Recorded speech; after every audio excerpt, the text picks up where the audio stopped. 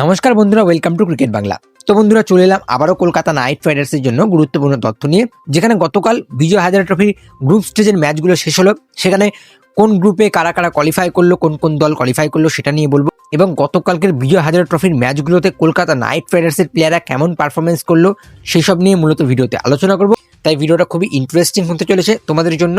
যদি দেখে থাকো অবশ্যই সম্পূর্ণ ভিডিওটা দেখবে, এবং আমাদের চ্যানেলে যদি নতুন হয়ে থাকো অবশ্যই চ্যানেলটিকে সাবস্ক্রাইব করে দিয়ে তার পাশের বেল আইকনটি অন করে দেবে।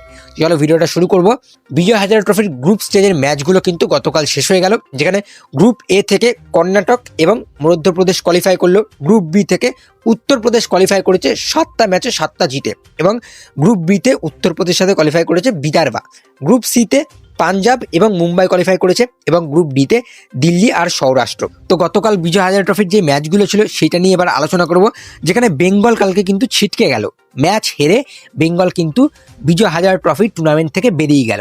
যেখানে বেঙ্গলের খেলা ছিল উত্তরপ্রদেশের সাথে, এবং বেঙ্গল প্রথম ব্যাটিং করে 269 রান করে। বেঙ্গলের হয়ে সুদীপ ঘরামি 94 রান করে। বেঙ্গলের হয়ে শাহবাজ আহমেদ ভালো ব্যাট করেছে, 43 রান করে। এবং বেঙ্গলের হয়ে কিন্তু আকাশদীপ রীতিমতো ভালো ব্যাট করেছে, 33 রান করে 16 বলে। আকাশদীপের ভালো ব্যাটিং এবং ভালো বোলিংয়ের জন্য কিন্তু কলকাতা নাইট রাইডার্স একটু রিলিফ পাচ্ছে। তার কারণ Kolkata Knight Riders extra allrounder পাচ্ছে কলকাতা নাইট রাইডার্স দলে, যেখানে আকাশদীপকে যদি 8-9 নম্বরে খেলাতে পারে, যেখানে অনুকূল রয়ের জায়গাটা ফাঁকা ছিল, সেখানে আকাশদীপ কিন্তু একটা ভালো বোলিং অপশনের সাথে কিন্তু ভালো ব্যাটিং অপশনও দিয়ে দিচ্ছে। তো সেক্ষেত্রে আকাশদীপে একটা ভালো অপশন হতে পারে কলকাতা নাইট রাইডার্সের জন্য। যেরকম করে বিজয় হাজারে ট্রফিতে পারফরমেন্স করছে ব্যাট হাতে বল হাতে।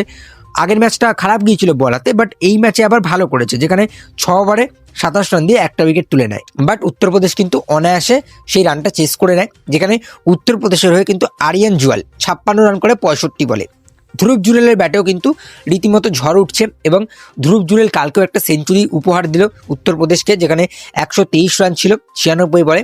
রিঙ্কু সিং দারুণ ফর্মে রয়েছে, কালকেও সেটা প্রমাণ করলো। 37 করে নট আউট ছিল রিঙ্কু সিং, এবং তার সাথে কিন্তু প্রশান্ত বীর নট আউট ছিল 8 রান করে। তো ওভারঅল রিঙ্কু সিং এবং প্রশান্ত বীর ম্যাচটা জিতিয়ে দিল উত্তরপ্রদেশকে, যেখানে উত্তরপ্রদেশের হয়ে কিন্তু কার্তিক ত্যাগী 6 ওভারে 55 রান দিয়ে একটা উইকেট, প্রশান্ত বীর 9 ওভারে 59 রান দিয়ে একটা উইকেট। সেক্ষেত্রে প্রশান্ত বীরকে আকাশদীপ কিন্তু 3টে 6 মারলো। আকাশদীপ কিন্তু দারুণ ব্যাট করেছে কালকে, এবং বলটা ভালো করেছে বেঙ্গলের হয়ে। বাট ওভারঅল বেঙ্গল ম্যাচটা হেরে গেল, যেখানে জিসান আনসারি কিন্তু লাগাতার উইকেট নিচ্ছে উত্তরপ্রদেশের হয়ে। জিসান আনসারি 9 ওভারে 33 রান দিয়ে 3টে উইকেট নিল।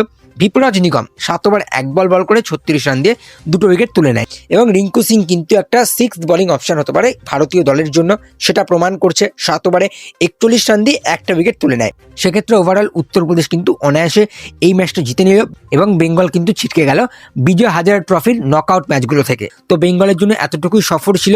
বেঙ্গলের সফর শেষ, উত্তরপ্রদেশ কিন্তু কোয়ালিফাই করে গেল, যেখানে উত্তরপ্রদেশ 7টা ম্যাচে 7টা জয়, এবং সব থেকে সেরা দল বিজয় হাজারে ট্রফির উত্তরপ্রদেশ।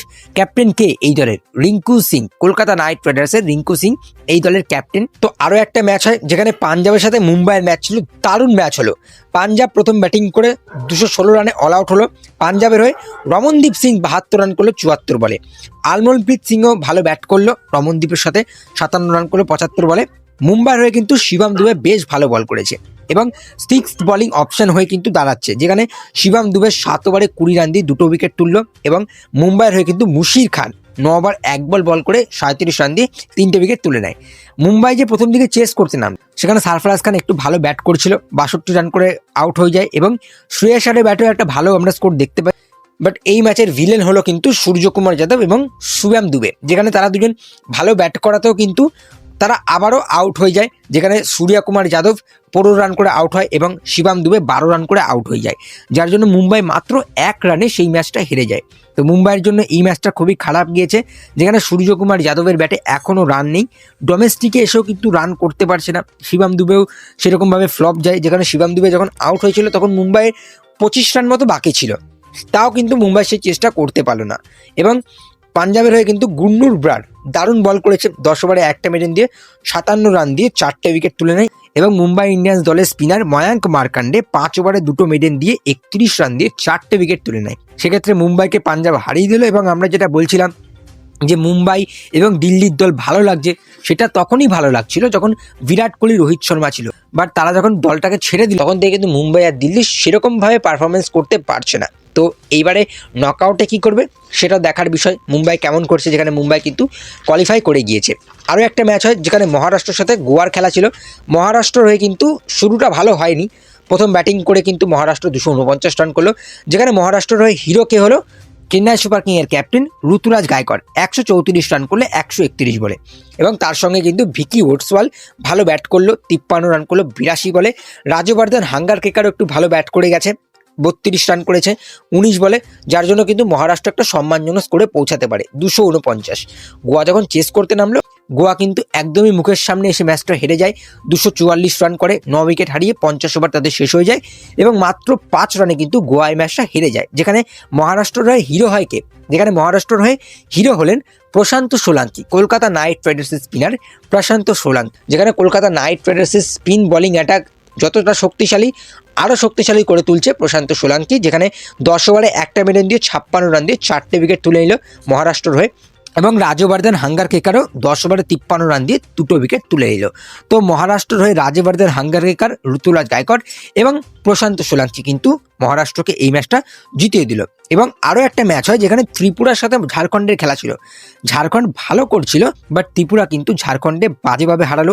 ত্রিপুরা 320 রান করলো 50 ওভারে, যেখানে ত্রিপুরার হয়ে কিন্তু শ্রীরাম পাল 150 রান এবং রজত দে 102 রান করলে 115 বলে, যার জন্য কিন্তু ত্রিপুরা ভালো স্টার্টটা দিল, 320 রান করলো। ঝাড়খণ্ডের হয়ে সুশান্ত মিশ্রা ভালো বল করেছে, বেশ ভালো বল করেছে, 10 ওভারে একটা মেডেন দিয়ে 52 রান খেয়ে 6টা উইকেট নিয়েছে। অপরদিকে অনুকূল রয় উইকেট পায়নি, তবে আবার সেই ইকোনমিক্যাল বোলিং, 10 ওভারে 59 রান, ইকোনমি 6-এর নিচে, সেক্ষেত্রে দারুণ বোলিং অনুকূল রয়ের। হ্যাঁ, হয়তো উইকেট পায়নি, বাট টাইট লাইন লেন্থ দিয়ে বল করেছে, বেশি মার খায়নি, ইকোনমি দিয়ে বল করছে, যেটা কলকাতা নাইট রাইডার্সের জন্য ভালো খবর। ঝাড়খণ্ড যখন চেস করতে নামে কোথাও একটা মনে হচ্ছিল না ঝাড়খণ্ড 320 রানের মতো একটা বড় স্কোর চেস করছে। সেখানে কুশাকরা একটু ভালো ব্যাট করছিল, 26 রান করে 20 বলে। অনুকূল রয় পুরোপুরি ব্যাটে ফ্লপ গিয়েছে, 16 বলে 3, এবং মনীষী একটু ভালো ব্যাট করেছে, একটু সম্মানটা রাখলো ঝাড়খণ্ডের, যেখানে 40 রান করাতে কিন্তু ঝাড়খণ্ড রীতিমতো 123 অব্দি পৌঁছাতে পারলো। না হলে কিন্তু ঝাড়খণ্ডের জন্য অসুবিধা ছিল, ঝাড়খণ্ড কিন্তু ওই 70-80তেই অল আউট হয়ে যাচ্ছিল। সেখানে মনীষী একটু 40 রান করাতে কিন্তু ঝাড়খণ্ড মোটামুটি 123 অব্দি পৌঁছাতে পারে। তো সেক্ষেত্রে ত্রিপুরার হয়ে কিন্তু স্বপ্নীল সিং ভালো বল করেছে, রয়্যাল চ্যালেঞ্জার্স ব্যাঙ্গালোরের স্পিনার স্বপ্নীল সিং 9 ওভারে একটা মেডেন দিয়ে 28 রান দিয়ে 2টো উইকেট নেয়, এবং অভিজিৎ সরকার 10 ওভারে 3টে মেডেন 40 রান দিয়ে 4টে উইকেট। সেক্ষেত্রে কিন্তু বিজয় হাজারে ট্রফিতে শুধুমাত্র কলকাতা নাইট রাইডার্স নয়, অনেক ইয়াং ট্যালেন্ট, অনেক ইয়াং প্লেয়াররা কিন্তু উঠে আসছে। সেক্ষেত্রে ইন্ডিয়ান ক্রিকেটের ফিউচার কিন্তু অনেকটা ব্রাইট, যেটা মনে হচ্ছে। এবং আরও একটা ম্যাচ হয় যেখানে বড়োদার সাথে চণ্ডীগড়ের খেলা ছিল। বড়োদা কিন্তু রীতিমতো প্রথম ব্যাটিং করে ঝড় তুলেছে ব্যাটে, যেখানে প্রিয়াংশু মলিয়া সেঞ্চুরি করলো 113 রান বড়োদার হয়ে ক্যাপ্টেন কুণাল পান্ডিয়া সেরকমভাবে ব্যাট করতে পারেনি, 20 রানে আউট হয়ে যায়, এবং জিতেশ শর্মার ব্যাটে অবশেষে রান এলো। জিতেশ শর্মা 73 রান করলো 33 বলে। আর বড়োদার হয়ে কিন্তু হার্দিক পান্ডিয়া দারুণ স্কোর করলো, 75 রান করলো 31 বলে, যেখানে 241 স্ট্রাইক রেট, 2টো 4, 9টা 6। হার্দিক পান্ডিয়া রীতিমতো দারুণ ফর্মে রয়েছে, ইন্ডিয়ার হয়েও সেটা প্রমাণ করেছে। টি20 দলে ভালো ব্যাট করেছিল, বড়োদার হয়ে কিন্তু সেই ফর্মটা তুলে নিয়ে এসছে। যেখানে চণ্ডীগড় কিন্তু 242 রানে অল আউট হয়ে যায়, এবং অল আউট হওয়াতে বড়োদা কিন্তু এই ম্যাচটা জিতে গেল বড় মার্জিনটে। যেখানে বড়োদার হয়ে হার্দিক পান্ডিয়া 10 ওভারে 66 রান দিয়ে 3টে উইকেট তুলে নেয়, এবং রয়্যাল চ্যালেঞ্জার্স ব্যাঙ্গালোরের ফাস্ট বোলার রাশিক সালামদার 5 ওভারে 22 রান দিয়ে 2টো উইকেট তুলে নেয়। তো ওভারঅল এই কটাই ম্যাচ ছিল, যেখানে গতকালকের ম্যাচগুলো দারুণ নেল বাইটের ম্যাচ ছিল। মুম্বাই পাঞ্জাবের ম্যাচটা মাত্র 1 রানে মুম্বাই হেরে গেল, যেখানে ভিলেন হলো কে, সূর্যকুমার যাদব, শিবম দুবে। এরকম দুটো ইন্টারন্যাশনাল প্লেয়ার, ভারতীয় দলের ইন্টারন্যাশনাল প্লেয়ার, যারা 1 মাস পর ওয়ার্ল্ড কাপ খেলবে, তাদের ব্যাটে ফর্ম নেই। যেখানে আমরা দেখছিলাম ওয়ানডে টিমের অনেক ব্যাটসম্যানদের ফর্ম ফিরে এসছে, রোহিত শর্মা, বিরাট কোহলি, তারা বিজয় হাজারে ট্রফিতে দারুণ সেঞ্চুরি করলো। এরপরে শ্রেয়াস আইয়ার ফর্মে ফিরলো, এছাড়াও হার্দিক পান্ডিয়া যেভাবে ফর্মে এসছে সেটাও ভালো খবর। কিন্তু ওই যে সূর্যকুমার যাদব এবং শিবম দুবের ফর্মটা ছিল না, সেটা কিন্তু ডোমেস্টিকে এসেও এখনও দেখা যাচ্ছে না। সুতরাং ফর্ম খুঁজছে সূর্যকুমার যাদব, শিবম দুবে, এবং সবথেকে দুঃখজনক নিউজ এটাই, বেঙ্গল ছিটকে গেল উত্তরপ্রদেশের হয়ে। আর বড়োদার যে ম্যাচটা ছিল সেটা একটু হাই স্কোরিং ম্যাচ হলো, 391 রান, যেখানে জিতেশ শর্মা এবং হার্দিক পান্ডিয়া ঝড় উঠলো।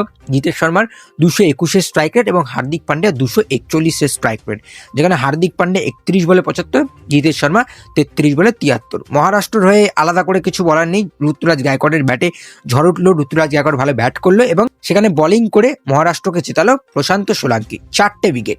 রিয়াল ট্যালেন্ট কলকাতা নাইট রাইডার্সের আবারও সাকসেসফুল বাই প্রশান্ত সোলাঙ্কি। সেক্ষেত্রে ভালো খবর আসছে কলকাতা নাইট রাইডার্সের জন্য, তাদের মোটামুটি প্লেয়াররা ভালোই করলো।